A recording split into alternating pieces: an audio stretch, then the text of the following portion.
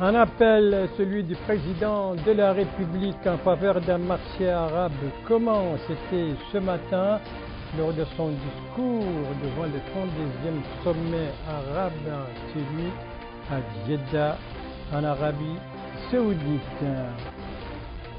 Des commentaires se fournis par le ministre saoudien des Affaires étrangères et le secrétaire général de la Ligue arabe au cours d'une conférence de presse pour commenter justement la teneur de la déclaration de Jeddah.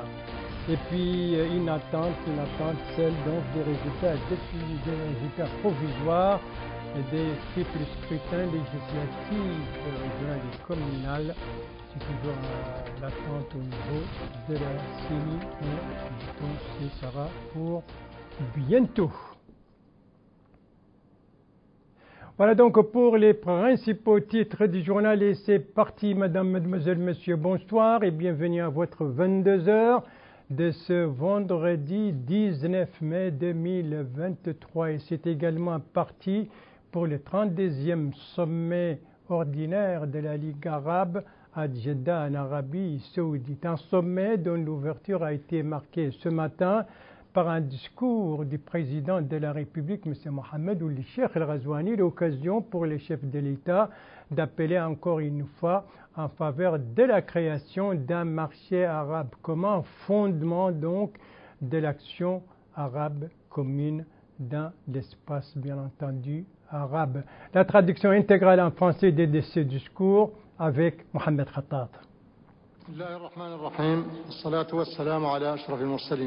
Son Altesse royale, le prince Mohammed ibn Salman ibn Abdelaziz Al Saoud, prince héritier et premier ministre du royaume frère d'Arabie Saoudite, Majesté, Excellences et Altesses, Excellences, Monsieur le secrétaire général de la Ligue des États arabes, Excellences, Mesdames et Messieurs, que la paix, la miséricorde et les bénédictions d'Allah le Tout-Puissant soient sur vous. Tout d'abord, je voudrais adresser mes sincères remerciements aux serviteurs des deux saintes mosquées, Sa Majesté le roi Salman ibn Abdelaziz, et à son prince héritier et premier ministre, Son Altesse le prince Mohammed ibn Salman, ainsi qu'au peuple saoudien en général, pour avoir accueilli cette 32e session du Conseil de la Ligue des États arabes et pour l'hospitalité dont nous avons été entourés, hospitalité accueillante et généreuse depuis notre arrivée sur cette terre bénie. Je félicite également Sa Majesté d'avoir assumé la présidence du Conseil de la Ligue des États arabes, louant le rôle pionnier et efficace que lui et son prince héritier jouent au service des causes de notre nation arabe. Il me plaît également d'adresser mes sincères remerciements à son Excellence, le président Abdelmajid Tebboune, président de la République algérienne démocratique et populaire, pour sa contribution à l'avancement de l'action arabe commune au cours de sa présidence de la dernière session. À cet égard, je ne peux que saluer les efforts inlassables déployés par son Excellence le secrétaire général, M. Ahmed Aboul Ghaïd, et son équipe pour promouvoir l'action de notre Ligue arabe. Majesté, Excellences et Altesses, Mesdames et Messieurs, il se profile au milieu des différentes crises qui traversent le monde comme des signes de changement géostratégique profond pour réaffirmer notre urgent besoin de resserrer nos rangs et de transcender nos divergences pour développer et promouvoir notre action arabe commune au service du développement, de la sécurité et de la stabilité. De plus, c'est notre action commune qui renforce et valorise notre présence sur les scènes internationales, politiquement, économiquement, écologiquement et culturellement. Dans ce contexte, je voudrais renouveler notre soutien aux efforts déployés par le Royaume frère d'Arabie Saoudite pour accueillir l'Expo 2030 et féliciter nos frères des Émirats arabes unis d'avoir accueilli la prochaine session de la conférence des parties à la Convention cadre des Nations unies sur les changements climatiques. Majesté, Excellences et Altesses, Mesdames et Messieurs, mon sentiment de la nécessité de développer notre action arabe commune s'approfondit et se renforce chaque fois que j'entrevois la situation actuelle en Palestine occupée et que je perçois des conflits et autres défis majeurs influents sur notre destin auquel notre monde arabe est confronté. Nous condamnons avec véhémence en République islamique de Mauritanie les agressions israéliennes et réitérons à nouveau notre attachement aux droits des Palestiniens à ériger un État avec El-Quds Sharif comme capitale conformément aux exigences des résolutions pertinentes des Nations Unies et de l'initiative de paix arabe. Nous affirmons également notre adhésion à des solutions qui préservent l'intégrité territoriale et jettent les bases de la stabilité et de la sécurité tant en Libye qu'au Yémen. Nous sommes optimistes au regard de la détente qui pointe à l'horizon dans les deux pays. Dans le même temps, nous appelons également à déployer tous les efforts possibles pour arrêter les hostilités de manière permanente, efficace et durable en République du Soudan, pour créer les conditions propices à la fourniture d'un soutien humanitaire et pour asseoir les fondements d'une solution politique globale dans ce pays frère. C'est le lieu, ici, de féliciter tous les efforts arabes déployés à cet égard, en particulier avec le généreux parrainage saoudien des pourparlers entre les parties soudanaises sœurs, en espérant que l'accord conclu conduira à l'élaboration d'une feuille de route garantissant l'unité du Soudan, son intégrité territoriale et le droit de ses citoyens à la sécurité et à la stabilité. Je salue également le retour de la République sœur de Syrie dans la famille arabe, en espérant qu'elle retrouvera pleinement son rôle central historique dans la promotion de l'action arabe commune. Et je souhaite la bienvenue à mon frère, son Excellence le Président Bachar el-Assad, parmi ses frères. Majesté, Excellences et Altesses, Mesdames et Messieurs, l'action arabe commune n'a que la force des partenariats économiques tissés entre nos pays arabes. Par conséquent, nous devons renforcer nos échanges économiques intra-arabes en vue de la création d'un marché arabe commun qui instaure un développement durable et global dans notre espace arabe. De ce point de vue, découle la plus haute importance que notre pays attache à la convocation de la 5e session du sommet arabe pour le développement économique et social à Nouakchott au début du mois de novembre prochain, qui, nous l'espérons, sera une étape privilégiée de la marche de l'action arabe commune. Souhaitant plein succès aux travaux de cette 32e session du Conseil de la Ligue des États arabes, je vous exprime par avance, frères, Majesté, Excellences et Altesses, tout le plaisir que je ressens de vous accueillir à Nouakchott pour participer aux activités de la 5e session du sommet arabe du développement. Je vous remercie. Voilà la traduction donc du discours prononcé ce matin par le président de la République devant le 32e sommet arabe ordinaire à Jeddah en Arabie Saoudite. Vous l'avez entendu, le président de la République a encore une fois appelé vers le renforcement de l'action arabe commune et appelé également à la création d'un marché commun.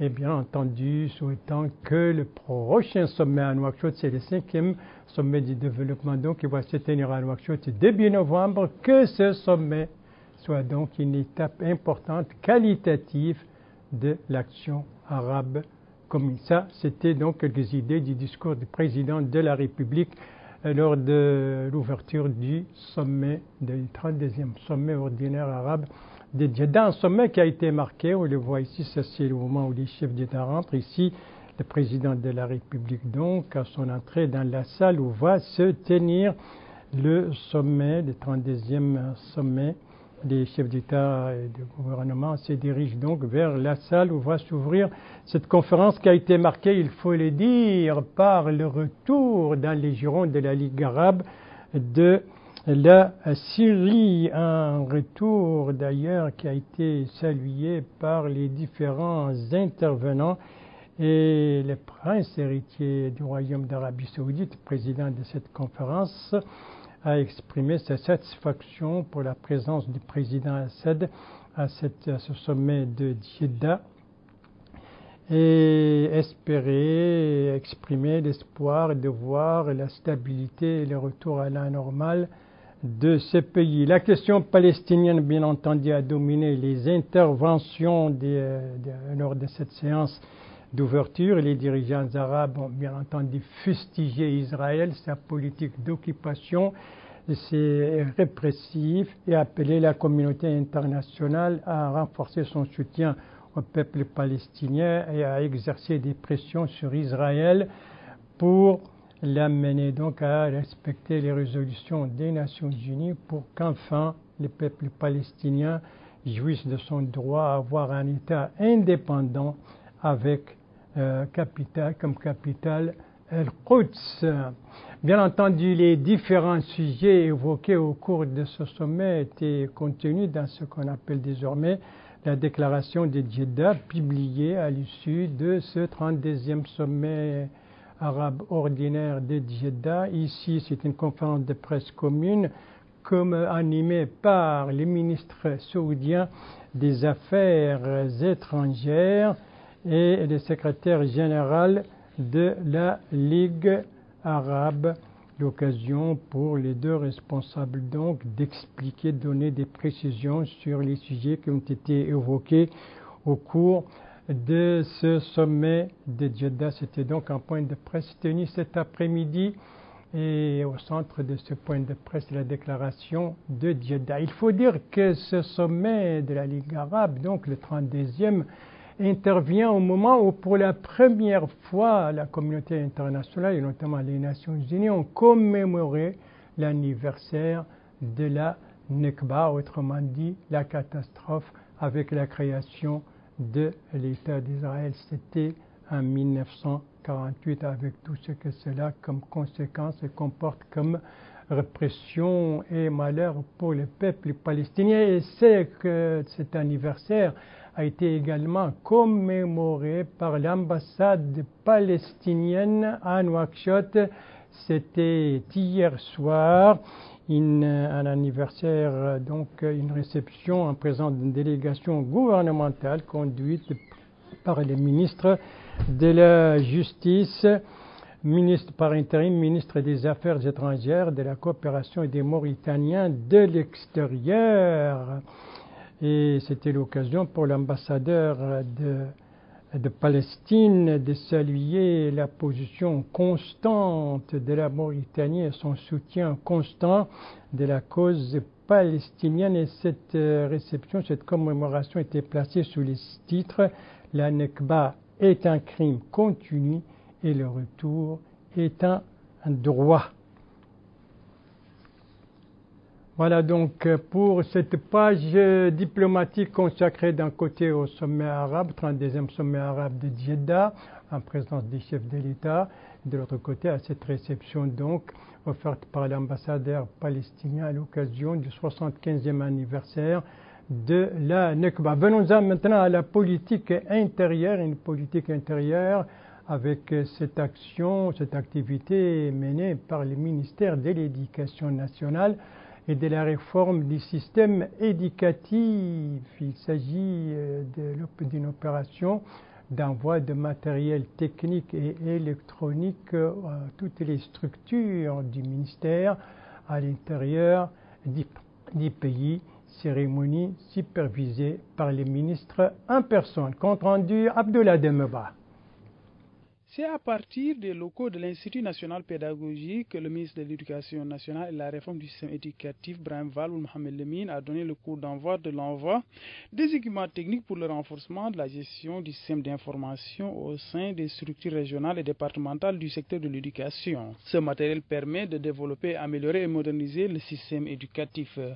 Mohamed Oulbobo, directeur d'informatique et de la documentation au ministère de l'Éducation nationale et de la réforme du système éducatif, a souligné que ces outils comprenant des imprimantes et ordinateurs vont être convoyés au niveau des drains et inspection des moukatas. Ce qui, souligne-t-il, va être utile particulièrement avec cette période qui coïncide avec la tenue des examens de fin d'année.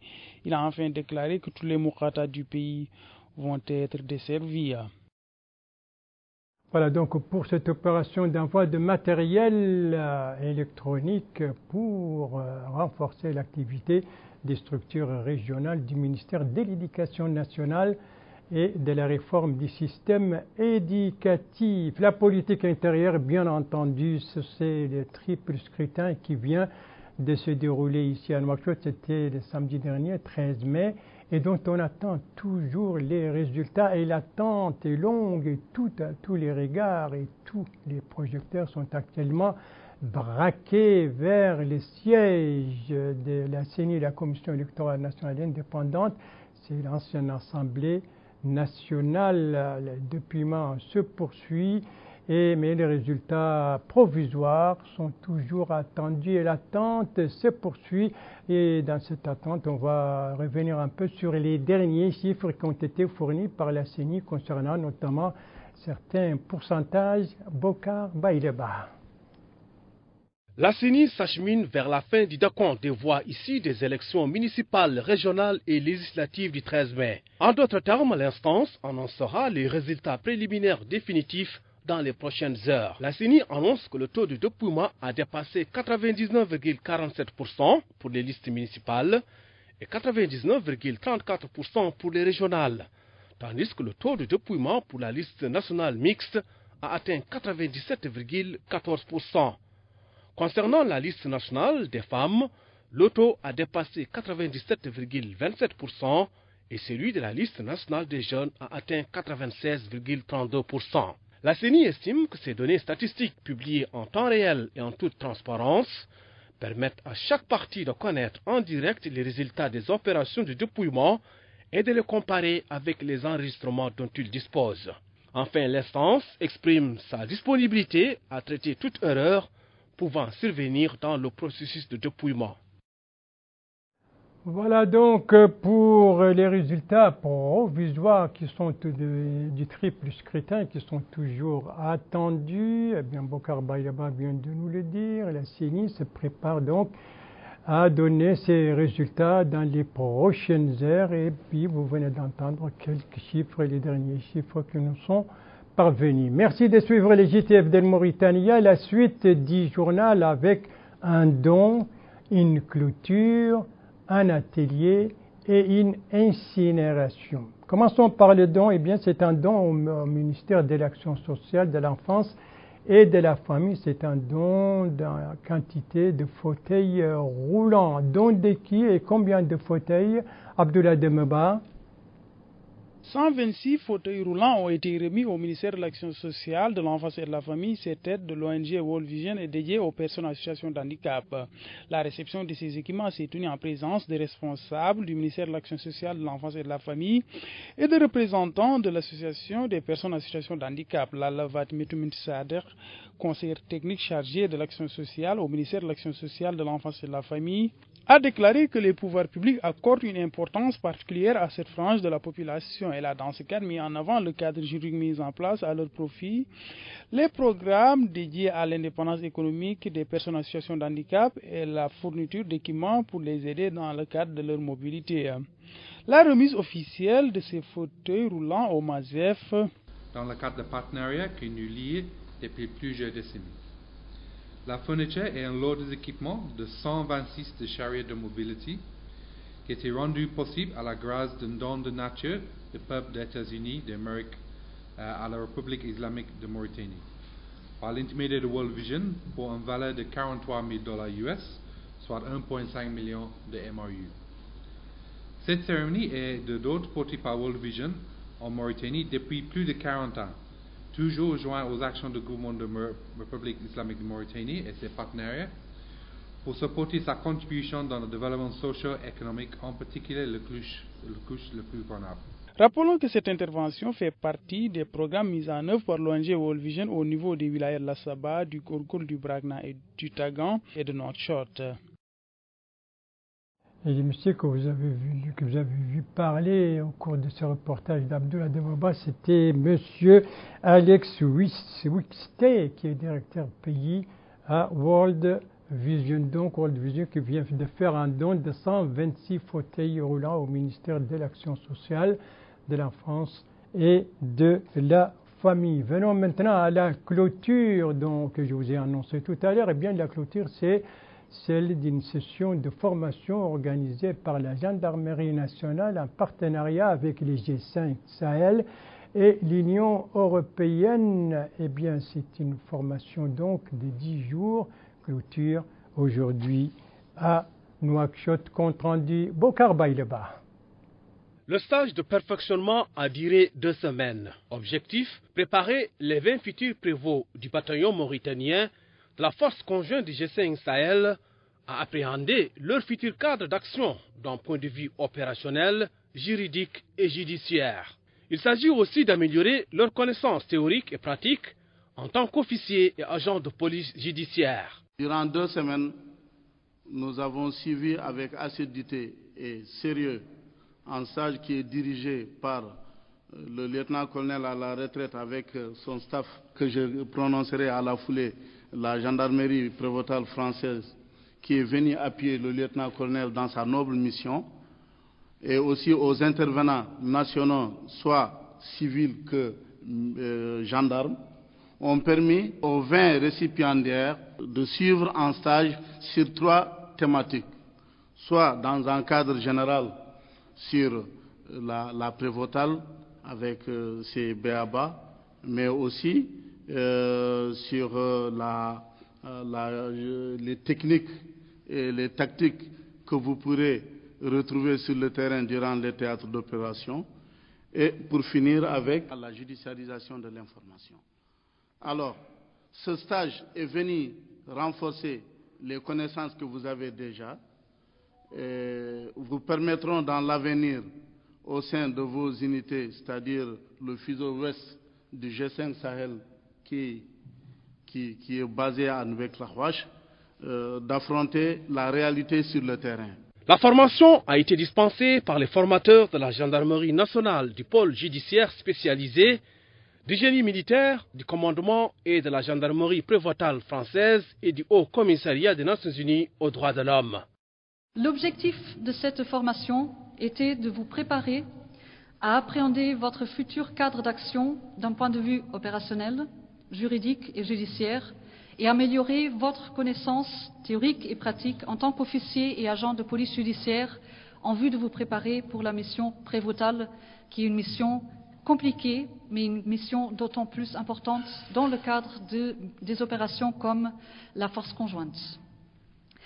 Pendant 10 jours, vous avez vécu et appris différents modules avec différentes thématiques, passant du cadre et du contexte général de l'action prévôtale, notamment le cadre général de la force conjointe, le cadre en général de la mission de prévôté, les différents textes internationaux sur le droit des conflits armés, le droit international humanitaire, les différents principes de protection, notamment des enfants, de protection des enfants, violences basées sur le genre. Il y a eu aussi pas mal de modules sur l'instruction tactique et le combat, et bien sûr le volet très important de la police judiciaire militaire dans le cadre d'une opération militaire.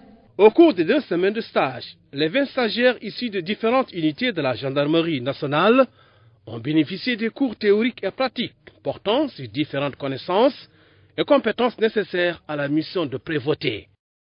J'ai l'honneur aujourd'hui de parler au nom de tous les stagiaires qui sont là. On a su comprendre que le prévôt, c'est une chaîne entre la justice et l'armée. On était très satisfaits et très contents de tout ce qu'on a fait avec vous.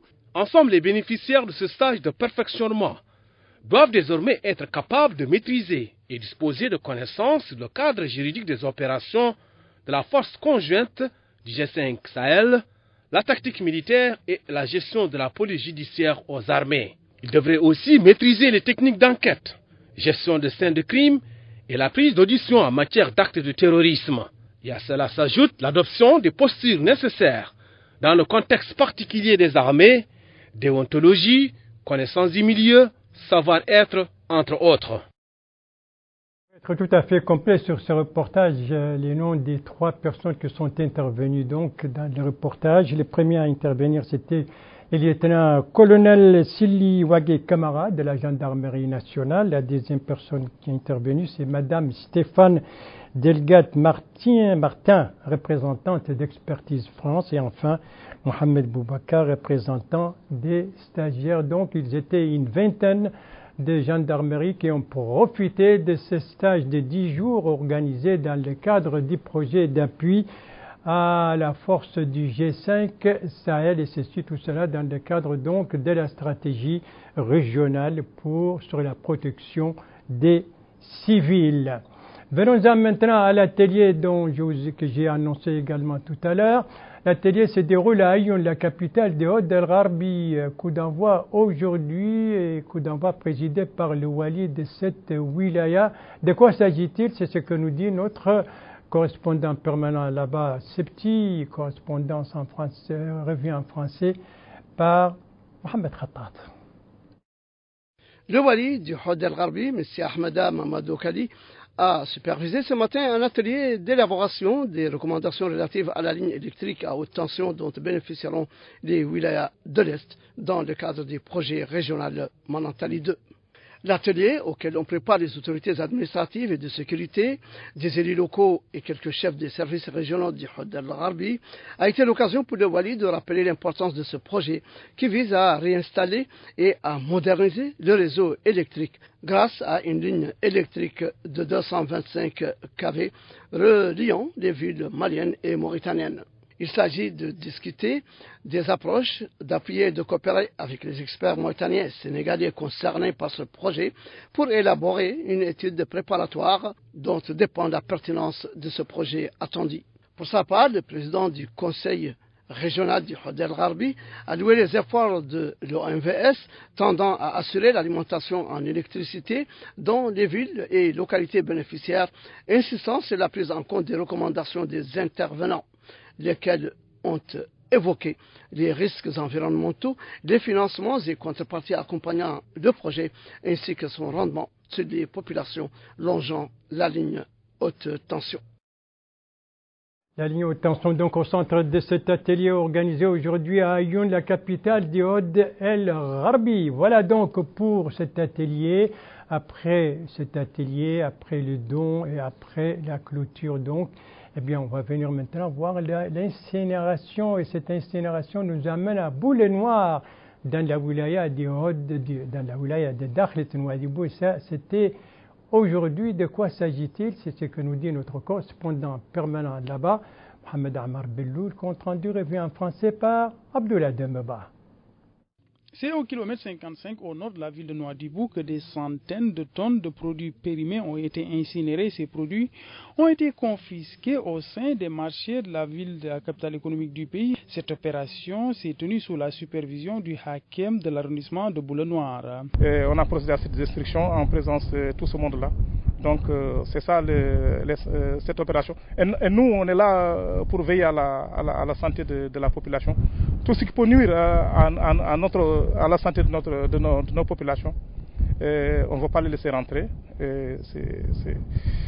On est obligé d'agir pour faire ce qu'on a fait ce matin avec l'accord du tribunal de Nouadhibou. Ce douanier officiant au kilomètre 55 a déclaré prendre part à l'incinération de ces produits de la part du bureau de la douane du kilomètre 55. Il a en fait précisé que vu que ces produits sont impropres à la consommation, le bureau de la douane est obligé d'incinérer ces aliments. Et c'est vrai qu'il est intervenu donc dans ce reportage. C'est M. Sar Alassane qui est chef du bureau des douanes au kilomètre 55. Et c'est sur cette incinération que s'achève ce journal. Merci à vous, madame, mademoiselle, monsieur, de l'avoir suivi. Merci bien entendu aux équipes rédactionnelles et techniques qui ont participé à sa conception. Je vous en rappelle les principales informations. Ici, nous sommes à Jeddah, l'ouverture donc du sommet, 32e sommet arabe ordinaire, marqué par un discours du président de la République, à une nouvelle fois appelé au renforcement de l'action commune arabe et à la création d'un marché arabe commun.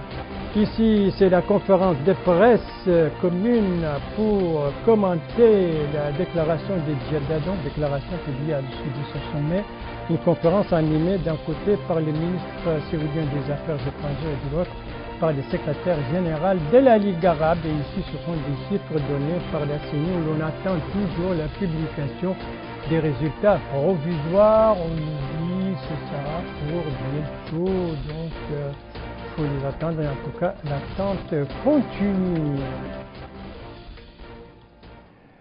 Voilà. Il ne me reste plus qu'à vous souhaiter une très bonne fin de soirée, une très bonne fin de semaine et à vous donner rendez-vous, Inch'Allah, demain à la même heure, 22h. Bonsoir.